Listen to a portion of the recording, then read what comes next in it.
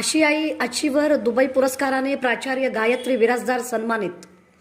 शिक्षण व समाजसेवेत उल्लेखनीय कार्याबद्दल प्राचार्य सौ गायत्री गौरीशंकर बिराजदार यांना एशियन अचीवमेंट अवॉर्ड 2026 प्रदान करण्यात आला. आशियाई अचीवर दुबईतर्फे प्राचार्य डॉक्टर मधुकृष्णन यांच्या हस्ते दुबई येथील गेवोरा हॉटेल येथे हा सन्मान देण्यात आला.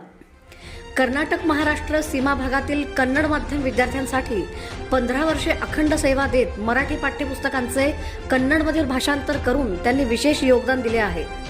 ग्रामीण पार्श्वभूमीतून संघर्ष करत शिक्षण क्षेत्रात उल्लेखनीय कार्य करणाऱ्या प्राचार्य गायत्री बिराजदार या आज अनेक मुलींसाठी प्रेरणास्थान ठरत आहेत.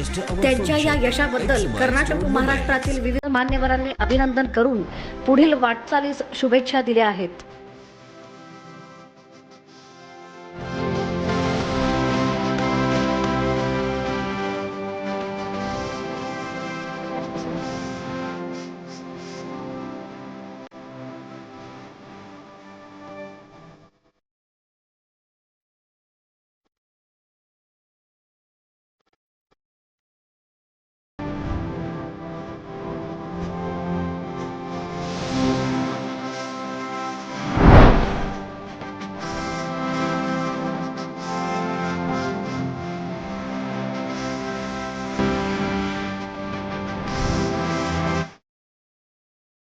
Next category is Education and Social Service. The award goes to Professor Gayatri Gauri Shankar Birajdar, Associate Professor and Consultant Specialist in Lifestyle Disorders. Professor Gayatri Gauri Shankar, congratulations for getting this Asian Achievers Award.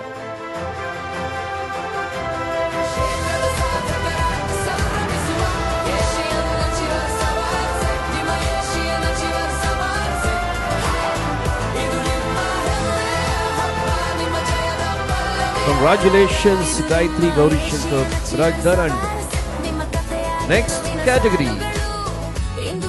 ನಮಸ್ಕಾರ ಎಲ್ಲರಿಗೂ.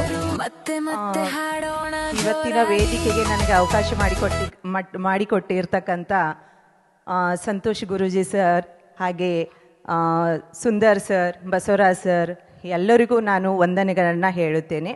So ನಾನು ಕೆಲಸ ಮಾಡ್ತಕ್ಕಂಥದ್ದು ಮಹಾರಾಷ್ಟ್ರ ರಾಜ್ಯದಲ್ಲಿ ಕನ್ನಡ ಉಳಿಸೋದು ಬೆಳೆಸೋದು, ಅದು rural ಏರಿಯಾದ ಮಕ್ಕಳಿಗೆ.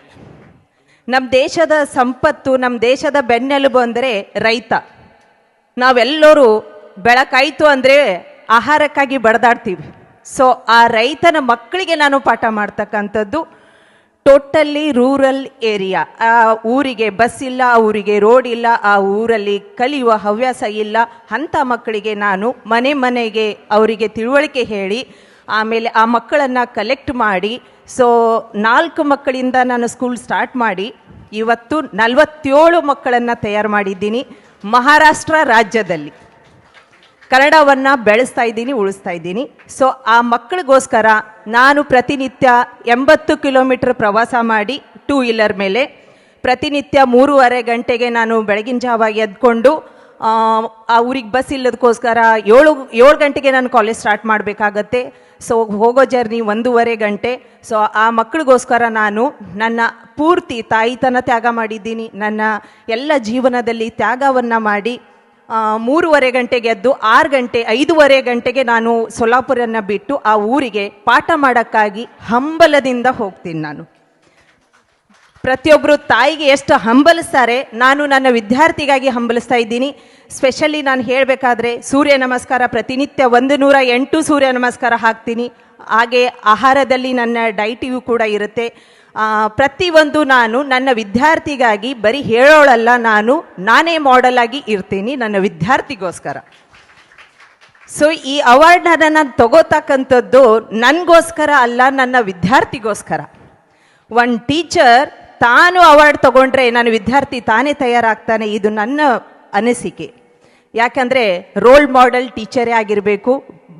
ಪಾಠದಲ್ಲಿ ಹೇಳಬಾರ್ದು, ನನ್ನನ್ನೇ ಪುಸ್ತಕ ಅಂತ ತಿಳ್ಕೊಂಡು ಅವ್ರು ಓದಬೇಕನ್ನೋ ಉದ್ದೇಶದಿಂದ ಈ ಅವಾರ್ಡ್ ತಗೊಳ್ಳಕ್ಕೆ ಬಂದಿದ್ದೀನಿ.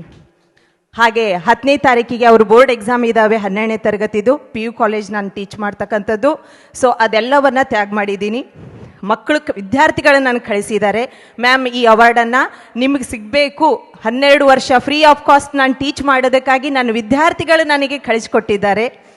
ಅದರಲ್ಲಿ ಮಹಾರಾಷ್ಟ್ರದಲ್ಲಿ ಇಲೆಕ್ಷನ್ ಬಂದಿದೆ, ನಾಳೆ ಇಲೆಕ್ಷನ್ ಇದೆ, ಇಲೆಕ್ಷನ್ ಡ್ಯೂಟಿನೂ ಕೂಡ ಬಂದಿತ್ತು. ನಾನು ಕಲೆಕ್ಟ್ರಿಂದ ಕನ್ವಿನ್ಸ್ ಮಾಡಿ ನಾನು ಅದನ್ನು ಡ್ಯೂಟಿಯನ್ನು ಕ್ಯಾನ್ಸಲ್ ಮಾಡ್ಕೊಂಡು ಬಂದಿದ್ದೀನಿ. ಸೊ ತುಂಬ ಇದೆಲ್ಲವನ್ನು ನಾನು ಇತಿಹಾಸ ತುಂಬ ದೊಡ್ಡದಿದೆ, ಆದರೆ ಶಾರ್ಟಲ್ಲಿ ಹೇಳೋಕ್ಕೆ ಪ್ರಯತ್ನ ಪಡ್ತಾ ಇದ್ದೀನಿ.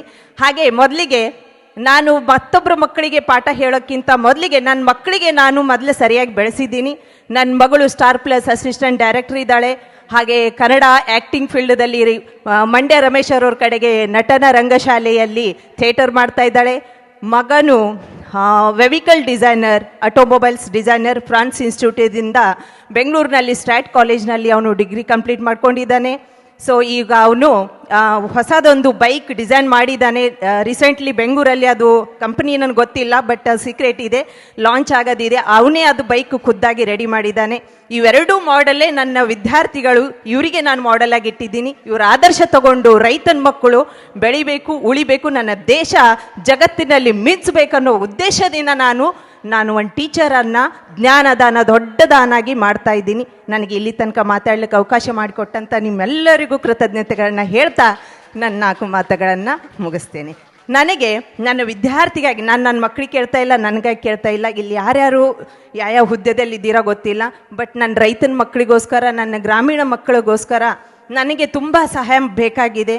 ನಾನು ನನ್ನ ವಿದ್ಯಾರ್ಥಿಗೋಸ್ಕರ ಕಳವಳಿಯಿಂದ ಕೇಳ್ಕೊಳ್ತಾ ಇದ್ದೀನಿ. ನನ್ನ ವಿದ್ಯಾರ್ಥಿಗಾಗಿ ಡಿಜಿಟಲ್ ಪ್ರಾಜೆಕ್ಟ್ ಕೊಡ್ರಿ, ಬುಕ್ಸ್ ಇಲ್ಲ, ಅಲ್ಲಿ ಕನ್ನಡ ಬುಕ್ಸ್ ಇಲ್ಲ, ಬುಕ್ಸ್ ಇಲ್ದೇನೆ ನಾನು 92 ಮಾರ್ಕ್ಸನ್ನು ತೆಗೆಸಿದ್ದೀನಿ. ನನ್ನ ವಿಷಯದಲ್ಲಿ ಬುಕ್ಸ್ ಇಲ್ಲ, ಯಾವುದೂ ಫೆಸಿಲಿಟಿ ಇಲ್ಲ, ಕೂಡಕ್ಕೆ ಡೆಕ್ಸ್ ಇಲ್ಲ. ನನ್ನ ಪದರಿಂದ ನಾನು ಡೆಕ್ಸ್ಗಳು ಕೂಡ ಹಾಕಿದ್ದೀನಿ. ₹1 ಪೇಮೆಂಟ್ ತಗೊಳ್ಳದೇನೆ ನಾನು 12 ವರ್ಷ ಸೇವಾ ಮಾಡಿದ್ದೀನಿ.